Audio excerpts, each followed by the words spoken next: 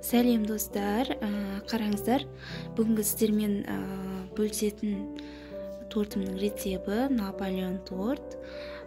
Наполеон тортымыз қараңыздар, өте керемет түтей болып шыққан, және де қатпарлы, әдемі, дәмді болып шықты. Менің жаңағы рецебім бойынша жасап көріңіздер. Өте тәтті, дәмді, ерекше болып шығады. Міндетті түрде жасап көрулеріңізге кеңес беремін. Ал ендеше рецепке көшейік достар. Сәлем достар, біздің Наполеон тортымызға керекті заттарымыз осылар: 400 грамм ұн, уксус, бір жұмыртқамыз, содан кейін щедрая лето майымыз, ең шым-шым тұз, және де мен холодильникке 125 граммнан тұратын салқын су қойып қойғанмын. Қазір біз бірінші ретте салқын суымызды аламыз.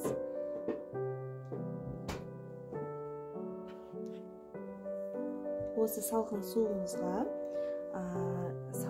салқын бір жұмыртқамызды қосамыз. Жұмыртқамызды салқын болуы тиіс.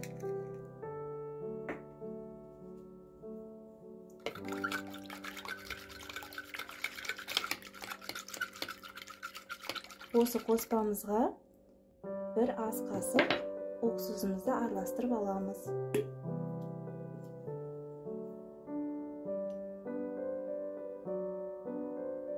Менде уксусымның пайызы 70 граммдық.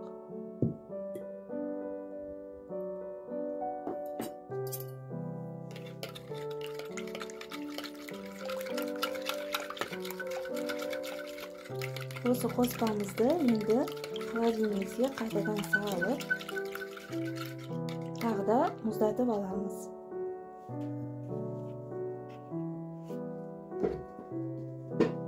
Енді біз жаңағы ұнымызға сап-салқын холодильникте тұрған қап-қатты маргаринімізді ұнға араластырып аламыз да, үккіштен жақсылап барлығын араластыратын боламыз, өткізіп алатын боламыз.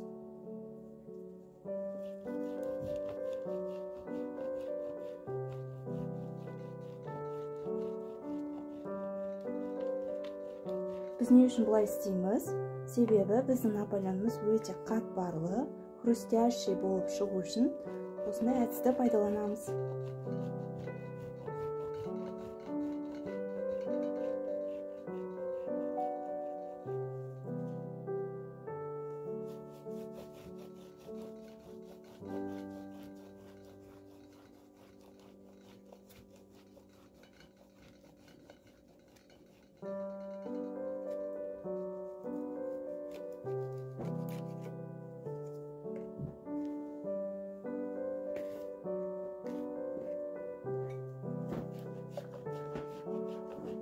Міндетті түрде мен көрсетілген рецепт бойынша істеңіздер.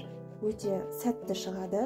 Бір істегеннен Наполеон торттарыңыз өте дәмді, хрустящий, қатпарлы, тәтті болып шығады. Күштен өткізіп болдым. Енді біздің жаңағы майымыз бен ұнымызды бір-біріне осылайынан біріктіретін боламыз. Қолымызбен істейміз. Бірден масса қылып шығаруымыз керек.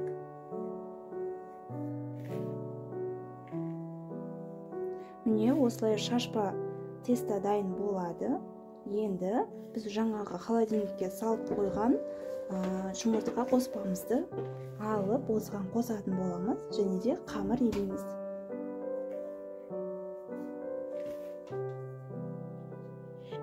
Біздің суымыз өте салқын, холодильниктен шықты. Сіздер де осылай істеп алыңыздар.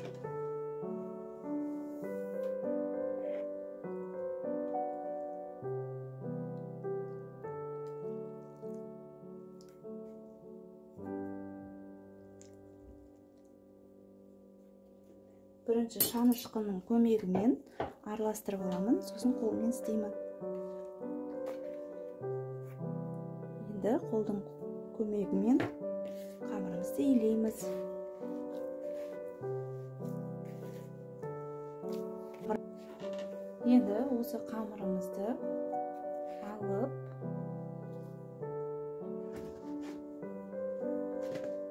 азырақ ұнымызды сеуіп қамырды жақсылап илеп алатын боламыз. Бірдей масса болу үшін.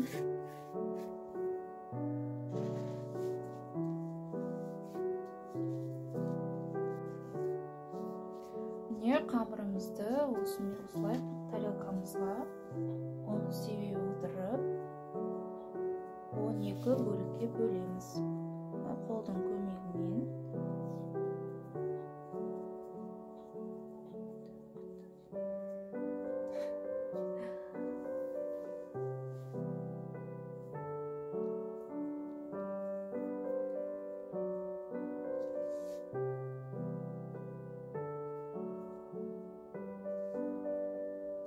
Бөлікке бөлінген қамырларымызды морозилкаға саламын. Морозилкаде жақсы қатты болатын болады. Шамамен 1 сағатқа холодильникке қойып қоямын. Даже қату үшін 3 сағатта керек болады. Қатуына холодильнигімізге, морозилкамызге байланысты.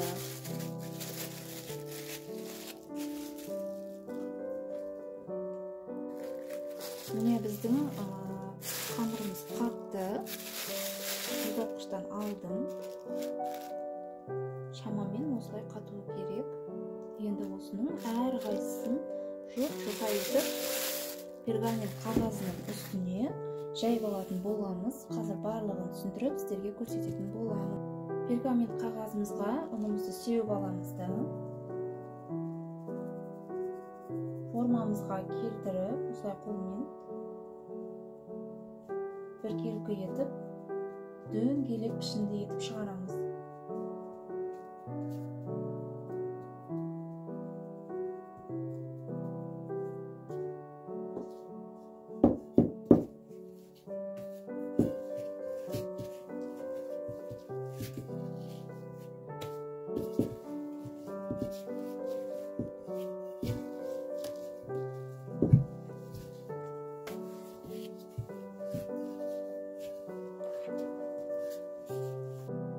Жұп-жұқа етіп жайып алдық.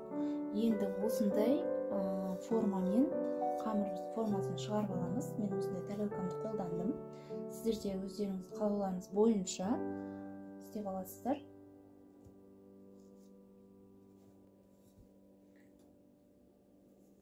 Егер бөлінбей жатса, қолдарыңызбен осылай пышақтың көмегімен бөліп аласыздар. Жалпы өздеріңіздің ыңғайларыңызға қарай жасай бересіздер. Ең бастысы рецепті құрамын дұрыс істеу керек. Міне.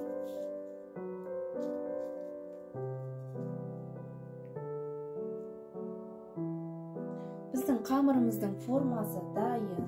Енді осы формамызды пергамент қағазының арқылы дәл осы күйде пешімізге салып бір 5-7 минуттай 200 градуста пісіріп алатын боламыз. Яғни сіздердің пештеріңіздің қызуына байланысты кейбір пештерде 5 минутта пісіп қалады. Себебі біздің тестамыз өте жұқа, пісуі тез болады. Кейбіреулерде 7-10 минутқа баруы мүмкін. Сіздер өздеріңіз ориентир аласыздар.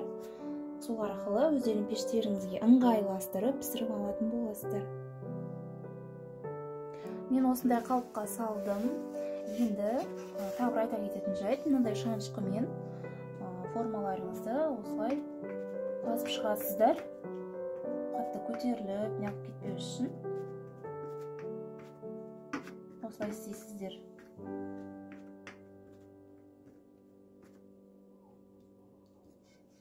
Енді пешке салып пісіріп аламыз. Біздің Наполеонымыздың креміне осындай сгущенка қолданамын мен. Содан кейін еріп тұрған температурадағы, жаңа бөлменің температурасында еріп тұрған сары майымызды, одан кейін сахарный пудраны қолданатын боламыз. Ең алдымен еріп тұрған сары майымызды салып,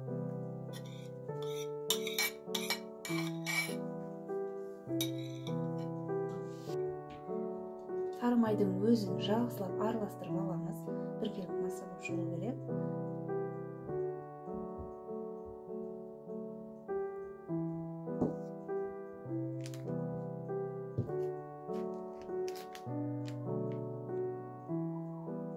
Венчиктің көмегімен араластырамыз.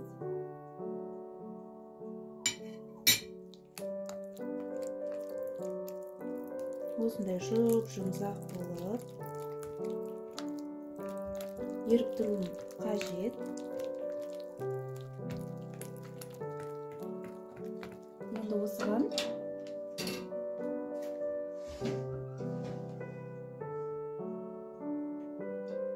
сгущенкамызды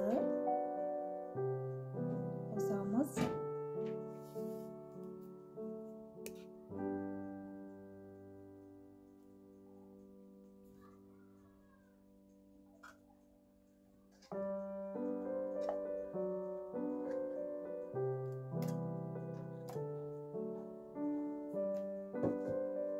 Және де оған 2 ас қасық сахарный пудрамызды қосып араластырамыз.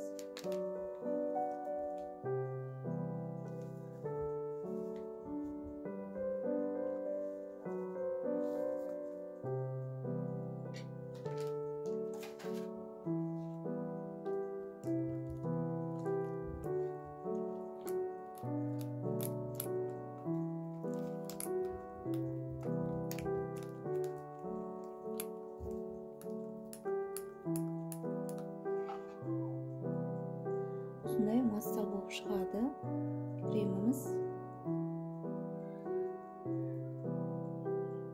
Осымен креміміз дайын. Енді қазір наполеонымызға бірме-бір арасына жағып шығатын боламыз.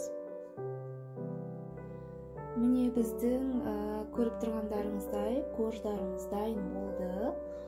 Осылай 12 бөлігіміздің әрқайсысын қызартып пісіріп алдық.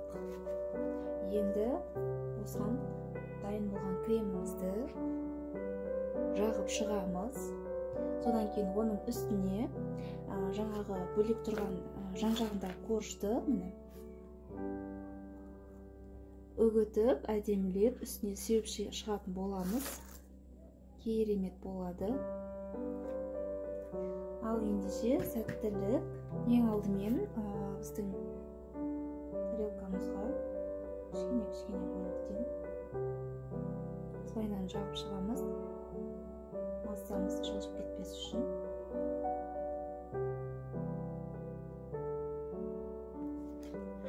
Бірінші коржымызды дайындап алдық. Шамамен осы күрекшедегідей бір-екі күрекше әр коржымызға кететін болады.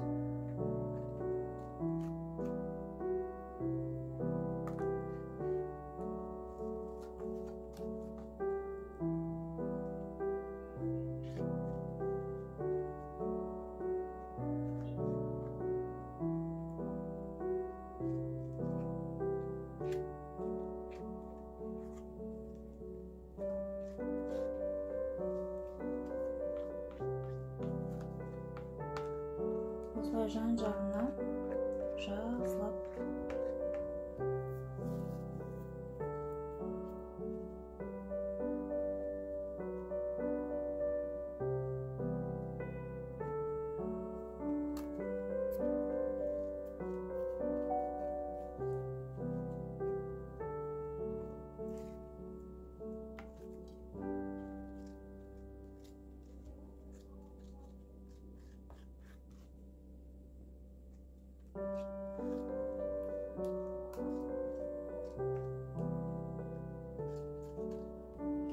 міне барлығына кремімізді жағып алдық. Енді азғантай ғана креміміз қалды. Осыны жаңағы наполеон тортымыздың жан-жағына жағып шығамыз. Жаңағы бетіне жағатын корждарымыз жабысу үшін, жанына да корждарды жағамыз ғой. Сол үшін крем жағып шығамыз. Кішкене жабысыңқырау үшін. Осылай барынша біркелкі етіп жағамыз.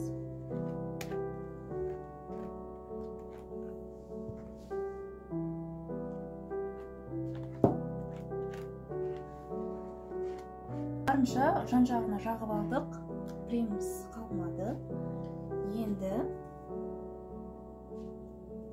жан жағына және бетіне себетін қуыштарымызды жақсылап әдемі етіп майдалап алатын боламыз.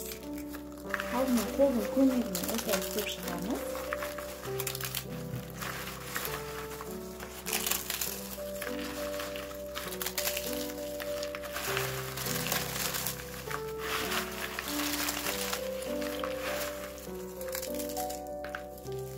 Тестамыз өте қатты барлық. Қолдың көмегімен барынша істедік. Енді осыны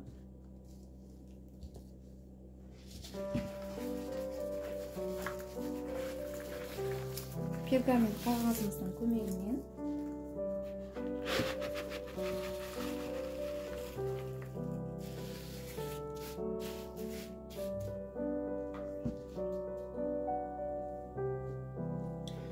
оқтаумен үстінен жақсылап осылайынан етіп шығамыз.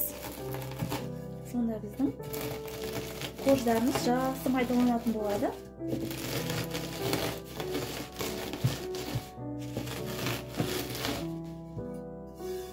Жақсылап үгітіп алдық. Осындай көлемде, осындай мөлшерде үгітіледі. Наполеонның бетіне себетін қуыштары міне осындай болады. Енді дайын болған Наполеон тортымыздың бетінен әдемілеп себіп шығамыз.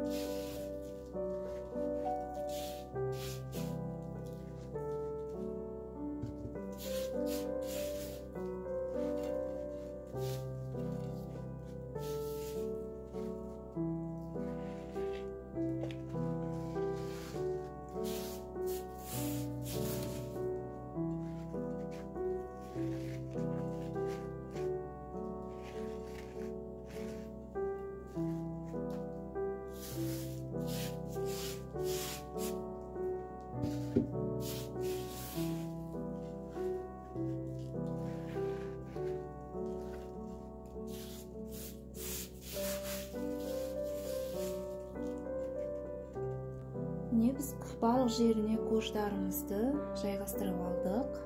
Енді көлем осындай болып шықты, биіктігі.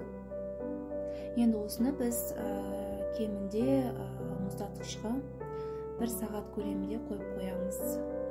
Жаңағы холодильникте бұны кремдер бір-біріне бірігіп, әдемі болып, дәмі күшті керемет болады. Сол себепті холодильникте 1 сағат, 1,5 сағаттай уақыт кем дегенде ұстау керек. Ал одан кейін оның үстіне ауыр бір затты, банканы қойып қоясыз ба, холодильниктегі бір затыңызды қойып қоясыз ба, соны қойып қойсаңыз, кремі бір-біріне басылып тұрғаннан кейін өте әдемі сіңеді. Наполеонымыз да өте дәмді болып шығатын болады.